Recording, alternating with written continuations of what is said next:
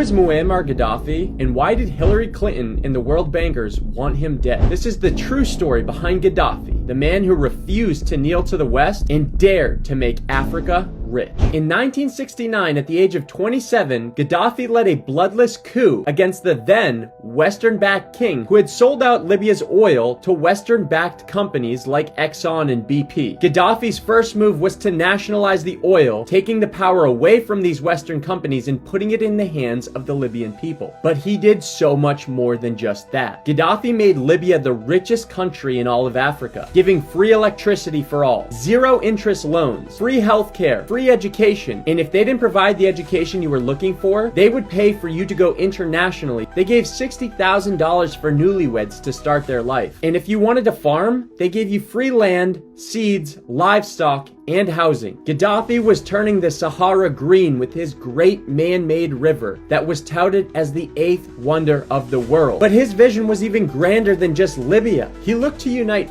14 different African nations that were still paying colonial tax to France. He looked at the petrodollar system, which was controlled by the United States to force global oil sales in US dollars to prop up American power. He decided Africa would have its own gold-backed currency. He quietly moved 143 tons of gold to a secret vault near the southern border. He was ready to set Africa free from the world bankers and from the Western nations. 5 months later, Hillary Clinton gets an email in her private inbox. French intelligence is in full panic because Gaddafi's gold-backed currency would mean the end of Western domination over Africa. The number one objective of the West after this? To stop Gaddafi's gold-backed currency. And just 2 weeks later, the bombs start falling. The reason for war, they claimed, was for humanitarian purposes because Gaddafi's forces were committing genocide on his own people. The reality? The CIA infiltrated these countries, forced protests, and people started to say, I want a democracy, not a dictatorship. Gaddafi's response? I hand-carried a letter back from Gaddafi offering to resign. The U.S. didn't want him to resign. They wanted to...